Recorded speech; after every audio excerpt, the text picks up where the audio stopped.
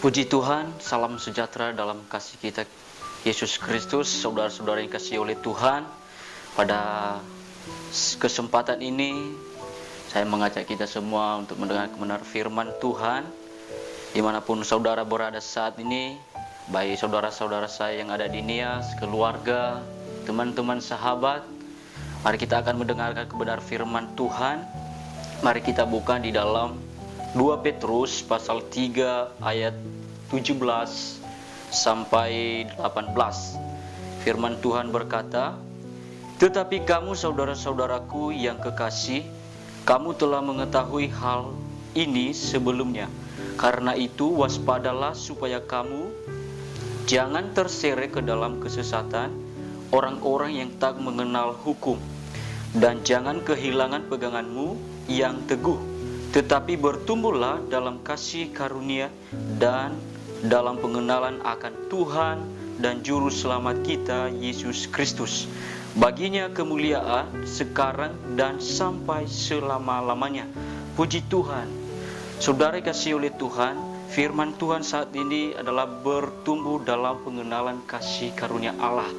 Ya, berbicara tentang kasih karunia Allah, itu bukan hanya sekedar kata-kata, tetapi ya, kita harus ada di dalamnya. Berbicara anugerah adalah sesuatu pemberian Allah yang diberikan oleh Allah secara cuma-cuma bagi kita. Ya, artinya saudara, Allah memberikan itu tanpa ada syarat. Ya, Dia berikan kepada manusia dengan cuma-cuma. Ya, yang sebenarnya itu tidak layak kita untuk mendapatkan, tetapi Allah berikan kepada kita. Saudara kasih oleh Tuhan, kalau kita memperhatikan, ya, ketika manusia dijadikan oleh Tuhan, ya, manusia itu diciptakan penuh dengan kemuliaan, dan hubungan relasi antara manusia dengan Allah sangat bergaul karib. Ya, manusia dengan Allah bisa berkomunikasi, bisa melihat, tetapi ketika manusia itu jatuh dalam dosa, manusia tidak bisa melihat Allah lagi. Hubungan antara manusia dengan Allah putus, dan manusia telah kehilangan kemuliaan. Dan dikatakan bahwa di 1 Korintus pasal 6 ayat 23 dikatakan bahwa upah dosa adalah maut. Jadi manusia pada waktu itu sudah ada di dalam kuasa maut, di dalam kuasa dosa, dan akibat itu kuasa dosa itu adalah binasa. Saudara yang kasih oleh Tuhan, puji Tuhan saudara yang kasih.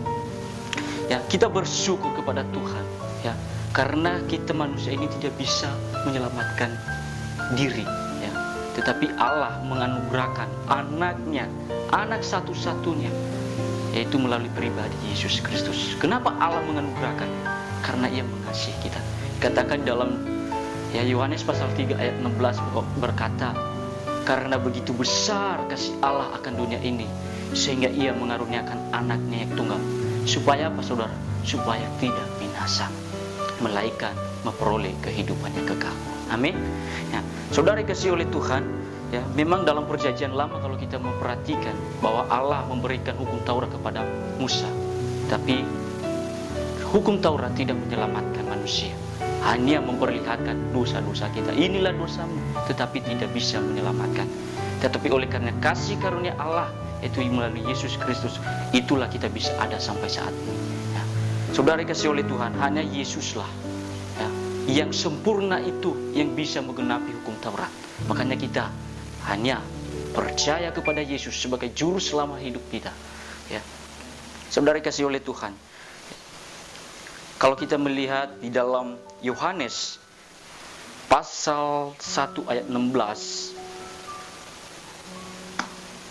Yohanes pasal 1 ayat 16 sampai 17, firman Tuhan berkata, "Karena dari kepenuhannya kita semua telah menerima kasih karunia demi kasih karunia, sebab hukum Taurat diberikan oleh Musa, tetapi kasih karunia dan kebenaran datang oleh Yesus Kristus." Amin.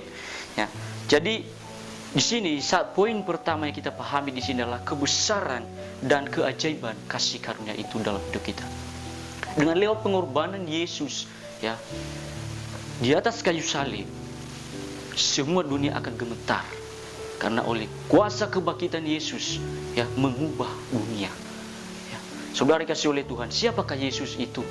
Ya. Yesus itu, kalau kita lihat dalam Yohanes pasal 1 ayat 1 berkata, pada mulanya adalah firman. Firman itu bersama-sama dengan Allah, dan firman itu adalah Allah. Dan di ayat 14 berkata, firman itu telah menjadi manusia dan diam di antara kita, dan kita telah melihat kemuliaannya, yaitu kemuliaan yang diberikan kepadanya sebagai anak tunggal Bapa, penuh kasih karunia dan kebenaran.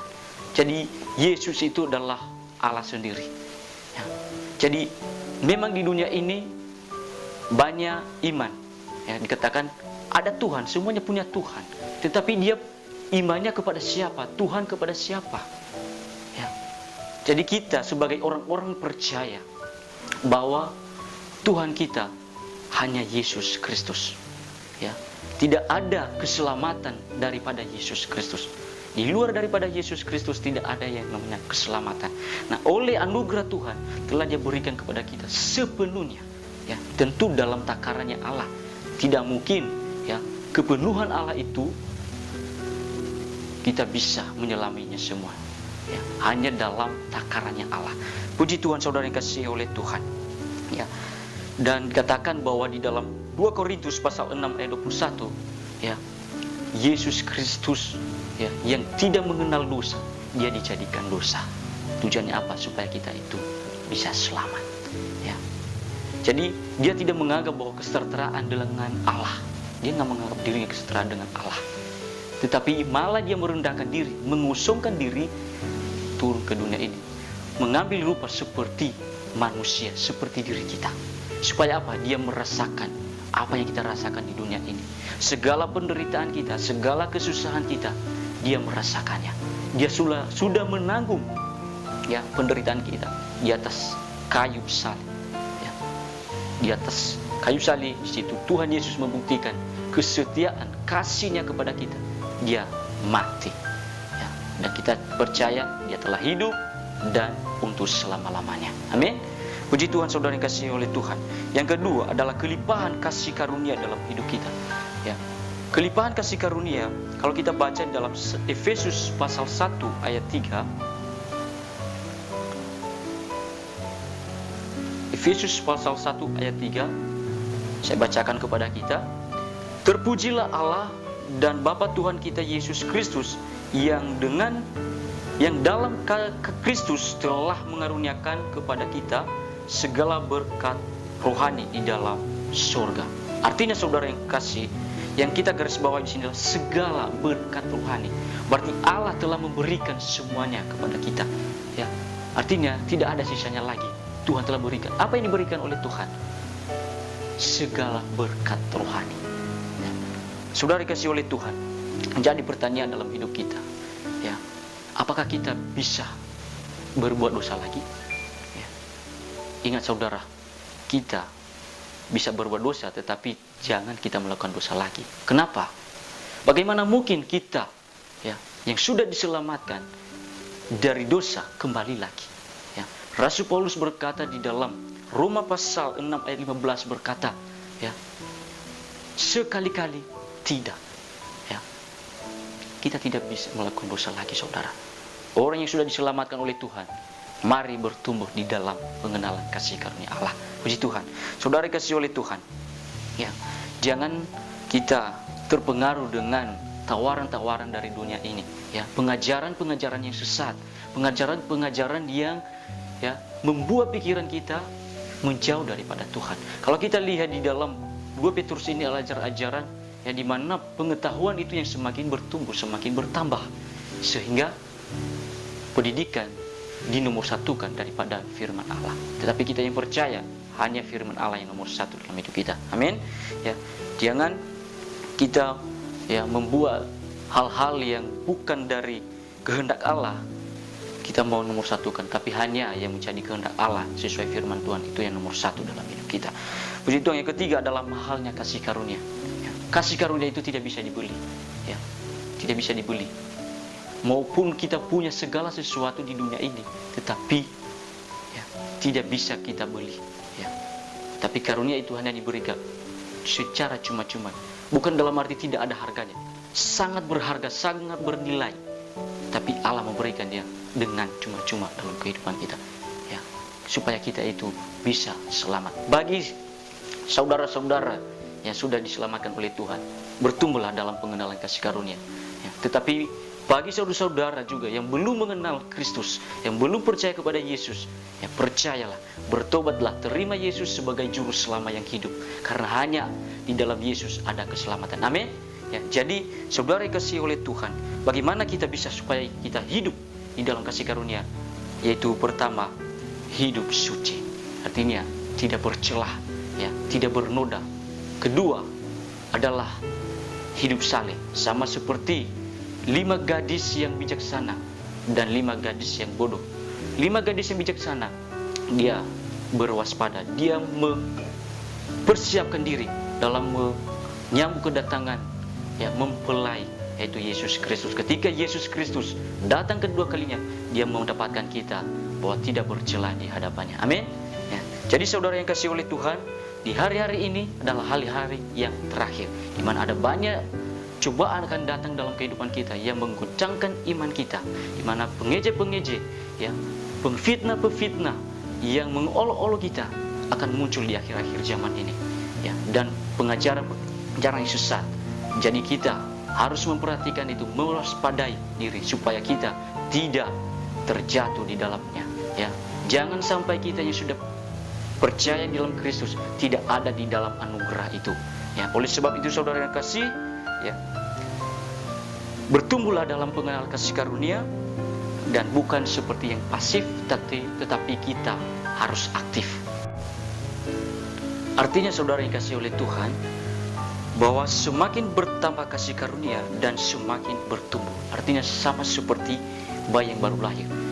Bayi yang baru lahir itu harus bertumbuh menjadi dewasa, ya. Jangan sampai kita juga sudah lahir, sudah menerima Kristus, tapi hanya bisa kita makan makanan yang lembut, ya. Tetapi kita juga harus belajar untuk, ya, bisa mengerti apa yang menjadi kehendak Tuhan di dalam kehidupan kita. Saudara kasih oleh Tuhan, ya, kalau kita memperhatikan di sini bahwa, ya, orang-orang yang di akhir-akhir zaman ini, ya, mereka berkata bahwa tidak percaya akan kedatangan Tuhan Yesus Kristus, ya. Tetapi kita, ya, yang sudah percaya dalam Kristus, ya, kita yakin bahwa Tuhan pasti akan datang. Amin. Ya, Tuhan kalau dia berjanji pasti akan tepati, ya, karena firman-Nya adalah ya dan amin. Kalau kita bacakan di ayat 9 katakan, Tuhan tidak lalai menepati janjinya, sekalipun ada orang yang menganggapnya sebagai kelalaian, tetapi ia sabar terhadap kamu, karena ia menghendaki supaya jangan ada yang binasa, melainkan supaya semua berbalik dan bertobat, ya. Jadi kesempatan yang diberikan oleh Tuhan, ya, mari kita menggunakan supaya kita bertobat, berubah, ya, memperbaharui kehidupan kita semakin hari semakin, ya, disempurnakan di dalam Tuhan Yesus Kristus, ya. Jangan menganggap kesempatan yang diberikan oleh Tuhan untuk, ya, bermain-main, melalaikan segala hal-hal yang Tuhan ingin mau di dalam kehidupan kita. Tetapi kesempatan itu adalah kesempatan untuk, ya, bertumbuh teguh di dalam Tuhan. Amin. Ya, puji Tuhan saudara yang kasih oleh Tuhan, ya. Sampai di sinilah firman Tuhan yang saya sampaikan kepada kita. Biarlah Tuhan Yesus yang memberkati kita semua dimanapun saudara berada, ya, percaya Allah yang selalu beserta kita. Apalagi kalau kita tetap berharap kepadanya, mengandalkan Dia sebagai, ya, perlindungan yang teguh di dalam hidup kita. Amin. Ya, saudara kasih oleh Tuhan, saat ini, ya, kita telah mendengarkan pada firman Tuhan, dan izinkanlah saya untuk berdoa buat saudara semua. Mari kita bersatu dalam doa. Segala puji syukur, hormat hanya bagi-Mu Tuhan Allah Bapa kami, sebagai juru selamat kami yang hidup. Di dalam nama Tuhan Yesus Kristus, kami telah mendengarkan kebenaran firman-Mu Tuhan, adalah firman yang hidup yang menyelamatkan kami, Biarlah Tuhan firman-Mu termateraikan dalam setiap kehidupan kami yang telah mendengarkannya, jadi kekuatan baru, menjadi rema dalam setiap kehidupan kami. Dimanapun saudara-saudara kami yang ada di sana Tuhan, umat-umat Tuhan, anak-anak Tuhan, keluarga yang ada di Nias, teman-teman sahabat, Tuhan berkatilah mereka, berkati usaha pekerjaan mereka, Tuhan berkati rumah tangga mereka, berkati Tuhan, anak-anak mereka berkati. Biarlah tangan Tuhan yang selalu menopang mereka, memberikan perlindungan dalam kehidupan mereka. Terima kasih Tuhan, terima kasih Yesus. Inilah doa dan ucapan syukur kepada-Mu hanya kami landaskan ya Tuhan, di dalam nama Tuhan Yesus Kristus Juru Selamat kami yang hidup. Haleluya.